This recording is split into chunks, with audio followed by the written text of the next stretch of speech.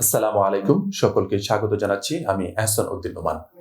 আজকে একটি গুরুত্বপূর্ণ বিষয় নিয়ে আলোচনা করব, সেটা হচ্ছে যে ফ্রিল্যান্সিং এ আসার আগে আমাদের গুরুত্বপূর্ণ কিছু বিষয় জানা খুবই জরুরি। এরকম ৫টি বিষয় নিয়ে আপনাদের সামনে একটি সুন্দর তথ্য উপস্থাপন করার চেষ্টা করব। আশা করি ভিডিওটি শেষ পর্যন্ত দেখার অনুরোধ করছি। সর্বপ্রথম যে বিষয়টি, ফ্রিল্যান্সিং এ আসার আগে আপনাদের যে ৫টি টপিক, তার ভিতরে সর্বপ্রথম এবং ১ নাম্বার যে বিষয়টি, সেটা হচ্ছে যে আপনাকে অবশ্যই বেসিক কম্পিউটার সম্পর্কে ধারণা থাকতে হবে। এখন প্রশ্ন আসতে পারে, বেসিক কম্পিউটার কোন বিষয়গুলো আমরা জানবো? যেমন কম্পিউটার কিভাবে ওপেন করতে হয়, কম্পিউটারের ড্রাইভগুলোকে কিভাবে ম্যানেজ করতে হয়, কিভাবে কপি পেস্ট করতে হয়, তারপরে আপনার সফটওয়্যারগুলো কিভাবে ইনস্টলেশন করতে হয়, কিভাবে আনইনস্টল করতে হয়, ইন্টারনেট কিভাবে ব্রাউজিং করতে হয়, ইন্টারনেট থেকে কিভাবে কোনো তথ্য নিতে হয়। এই ধরনের যে বিষয়গুলো আছে, এই ধরনের বিষয়গুলো আপনাকে অবশ্যই আয়ত্তে থাকতে হবে। আদারওয়াইজ আপনি সমস্যার সম্মুখীন হওয়ার সম্ভাবনা খুব বেশি থাকবে। আপনাকে এমএস ওয়ার্ড জানা থাকতে হবে, এক্সেল জানা থাকতে হবে, পাওয়ার পয়েন্ট জানা থাকতে হবে। এই যে বেসিক যে সফটওয়্যারগুলো আছে, এই কাজগুলো আছে, এই কাজগুলো আপনাকে সর্বপ্রথম অবশ্যই জানা থাকতে হবে। দ্বিতীয় নাম্বার যে বিষয়টি, সেটা হচ্ছে যে পছন্দের বিষয়কে নিয়ে আপনাকে রিসার্চ করতে হবে। এখন পছন্দের বিষয় কোনটি, সেটি কিন্তু আমি আমার জায়গা থেকে আপনাকে বলতেও পারবো না। যেমন আমার পছন্দ, আমার কাজ করতে স্বাচ্ছন্দ্য বোধ করি গ্রাফিক ডিজাইন নিয়ে, অথচ আমার পাশে আরেকজন আছে, সে কাজ করে আপনার ওয়েব ডিজাইন ডেভেলপমেন্ট নিয়ে।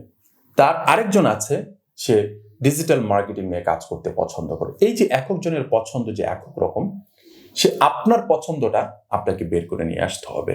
এই জন্য আপনাকে রিসার্চ করতে হবে, ইউটিউবে ভিডিও দেখতে হবে, বিভিন্ন ধরনের ব্লগগুলো দেখতে হবে, যে আসলে কোন বিষয়টা আমার জন্য সহজ হয়ে যাবে, কোন বিষয়টা নিয়ে আমি ভালোভাবে কাজ করতে পারবো, কোন বিষয়টা আমার বেশি পছন্দ হয়, আমার বিষয় আমি বেশি নিতে পারি। এই ধরনের বিষয়গুলো আপনাকে আগে রিসার্চ করতে হবে। রিসার্চ করার পরে আপনি আপনার জায়গা থেকে এটাকে গ্রিপ করতে পারবেন যে হ্যাঁ, আমি এই জিনিসটা নিয়ে আমি এগিয়ে যেতে পারি। তৃতীয় নাম্বার যে বিষয়টি, সেটা হচ্ছে যে পছন্দের বিষয়ের উপরে আপনাকে দক্ষ হয়ে যেতে হবে। এখন হতে পারে আপনি গ্রাফিক ডিজাইনকে পছন্দ করেছেন। গ্রাফিক ডিজাইন পছন্দ করার পর আপনাকে অবশ্যই এটার উপর দক্ষ হতে হবে। কারণ আপনি যখন ইন্টারন্যাশনালি কাজ করতে আসবেন, মার্কেট প্লেসগুলোতে কাজ করতে আসবেন, হতে পারে আপনি মার্কেট প্লেসে কাজ করবেন, হতে পারে আপনি আউট অফ মার্কেট প্লেসে কাজ করবেন, হতে পারে আপনি কোনো সোশ্যাল মিডিয়ার মাধ্যমে আপনি কাজ করবেন, অথবা আপনি ডিরেক্ট কোনো ক্লায়েন্টের সাথে কাজ করবেন।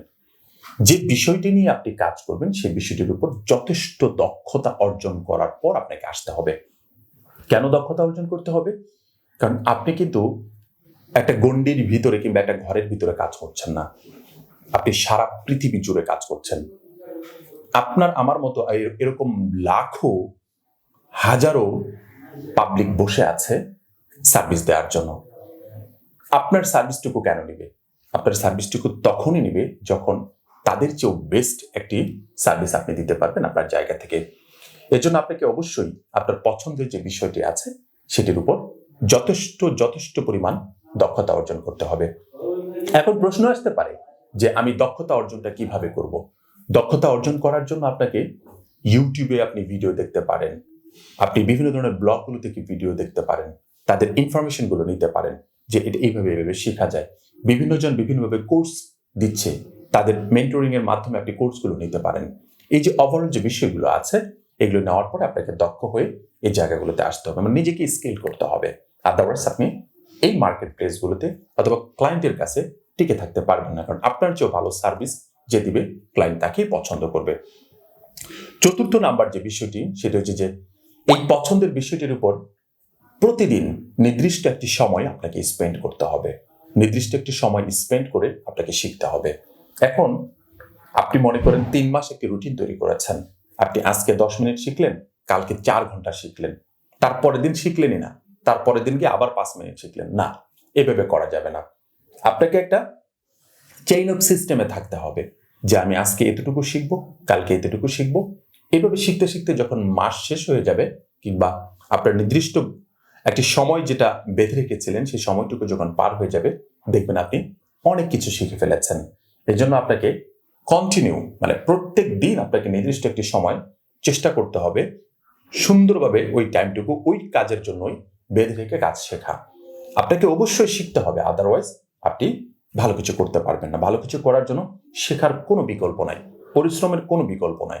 নিঃসন্দেহে আপনাকে ভালো কিছু শিখতে হবে একটি নির্দিষ্ট সময় ধরে, কোনো গ্যাপ দেওয়া যাবে না। সর্বশেষ এবং পঞ্চম নাম্বার যে বিষয়টি, 5 নাম্বার যে বিষয়টি, সেটা হচ্ছে যে সফল হওয়া পর্যন্ত আপনাকে লেগে থাকতে হবে। আপনি আগামী 3 মাস, আগামী 4 মাস, 5 মাস, 6 মাস, 1 বছরের যে রুটিনটুকু তৈরি করেছেন, প্রত্যেক দিন আপনি আপনার পছন্দের বিষয়ের উপর সময় স্পেন্ড করবেন, আপনি কাজগুলো শিখবেন। সেখানে গিয়ে দেখবেন আপনার বন্ধুর বিয়ে আসছে, কলেজের কোনো অনুষ্ঠান আসছে, আপনার এলাকায় কোনো কনসার্ট আসছে, আপনার এলাকায় কোনো ওয়াজ মাহফিল আসছে, সব কিছু আপনাকে মানে গ্রাস করবে, এরকম একটা সিচুয়েশন চলে আসবে কোনো একটি সময়। দেখবেন যে আপনার নিজের বার্থডে চলে আসছে, আপনার ভাইয়ের বার্থডে চলে আসছে, এটসেট্রা এটসেট্রা, এই ধরনের বিষয়গুলো আছে। এইগুলো থেকে আপনাকে সময় বের করে নিয়ে আসতে হবে যে আমি এগুলো বাদ দেওয়ার কথা বলছি না, আমি যে এগুলো বাদ দিয়ে দেন না, এগুলোকে এমনভাবে ম্যানেজ করে নেবেন যে আপনার কাঙ্ক্ষিত যে সময়টুকু আছে, লেগে থাকার যে সময়টুকু আছে, আপনার পছন্দের বিষয়টুকু যেটিকে পছন্দ করেছেন, এই সময়টুকু যেন নষ্ট না হয়। এই সময়টুকুর বাইরে ওই কাজগুলো করেন, নো প্রবলেম। এগুলোকে বাদ দিতে হবে না, বাট এগুলো মধ্য থেকে আপনার কাঙ্ক্ষিত সময়টুকুকে বের করে নিয়ে আসতে হবে।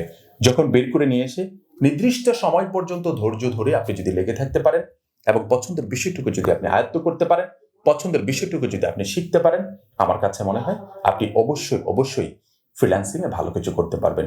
এই 5টি বিষয় খুবই গুরুত্বপূর্ণ। আমি আবারও বলছি, ফ্রিল্যান্সিং এ আসার আগে আপনাকে এই 5টি বিষয় একেবারে বলতে পারেন যে 100% বিষয়টাকে মাথায় রেখে আপনাকে আসতে হবে। সর্বপ্রথম যে বিষয়টি, সেটি হচ্ছে যে আপনাকে বেসিক কম্পিউটার আপনাকে দক্ষ হতে হবে, বেসিক কম্পিউটার আপনাকে জানতে হবে। দ্বিতীয় নাম্বার যে বিষয়টি, সেটা হচ্ছে যে পছন্দের যে বিষয় আছে সেটাকে আপনাকে রিসার্চ করে আপনাকে নিয়ে আসতে হবে। একজন আপনাকে পরামর্শ দিল, সে বিষয়টার উপর ডিপেন্ড না করে আপনি রিসার্চ করে নিয়ে আসেন। 3 নাম্বার যে বিষয়টি, সেটি হচ্ছে যে পছন্দের বিষয়ের উপর আপনাকে দক্ষ হয়ে যেতে হবে। অবশ্যই আপনাকে দক্ষ হতে হবে। আপনি ভালো কাজ না জানলে আপনাকে কেউ পাত্তা দিবে না। 4র্থ নাম্বার যে বিষয়টি, প্রত্যেক দিন মানে নির্দিষ্ট একটি সময় আপনাকে তার পিছনে দিতে হবে, পছন্দের বিষয়টির উপর আপনাকে দিতে হবে এবং শিখতে হবে। সর্বশেষ এবং 5ম নাম্বার যে বিষয়টি, সেটা হচ্ছে যে সফল হওয়া পর্যন্ত, যতক্ষণ পর্যন্ত আপনি সফল হন নাই ততক্ষণ পর্যন্ত লেগে থাকতে হবে ওই জিনিসটার প্রতি, ওই পছন্দের বিষয়টার প্রতি কাজ করে লেগে থাকতে হবে। পাশাপাশি সফল হওয়ার পরে কি আপনি ছেড়ে দিবেন? না না না, তখন এটার একটা আলাদা মজায় চলে আসবে। সো আপনি সফল হওয়া পর্যন্ত, সেটা পর্যন্ত যদি অপেক্ষা করেন, সফল হওয়ার পরে আপনার আলাদা ডিরেকশন চলে আসবে যে আপনি কিভাবে কাজ করবেন, আরো দ্রুত কিভাবে কাজ করবেন, ওভারঅল বিষয়গুলো নিয়ে তখন আরো নতুন ডিরেকশন চলে আসবে। আশা করি বুঝতে পেরেছেন। ফ্রিল্যান্সিং করার আগে অবশ্যই এই কয়েকটি বিষয় মাথায় নিয়ে যদি আপনারা ফ্রিল্যান্সিং এ আসতে পারেন, আমার কাছে মনে হয় নিঃসন্দেহে এই ফ্রিল্যান্সিং জগতে আপনারা অনেক ভালো কিছু করতে পারবেন। খুব ভালো একটি প্ল্যাটফর্ম, চাকরির পাশাপাশি, ব্যবসার পাশাপাশি, লেখাপড়ার পাশাপাশি, অন্য যে কোনো কাজের পাশাপাশি আপনারা অনেক ভালো কিছু করার একটা অপরচুনিটি আছে, গুড অপরচুনিটি আছে। এই অপরচুনিটিটুকু আপনাকে নিতে হবে, আপনাকে গ্রিপ করে নিয়ে সফলতার দ্বারপ্রান্তে আপনাকে পৌঁছাতে হবে। আশা করি বুঝতে পেরেছেন। অনেকগুলো বিষয় নিয়ে কথা বললাম। এই বিষয়গুলো যদি আপনাদের কাছে ভালো লেগে থাকে তাহলে অবশ্যই আমাদের এই চ্যানেলটিতে সাবস্ক্রাইব করবেন আর বন্ধুদের সাথে শেয়ার করবেন, যাতে করে তারাও এই ভিডিওটি দেখে উপকৃত হতে পারে। পরবর্তী ভিডিও দেখার আমন্ত্রণ জানাচ্ছি। সবাই ভালো থাকবেন, সুস্থ থাকবেন। আসসালামু আলাইকুম ওয়া রাহমাতুল্লাহি ওয়া বারাকাতুহু।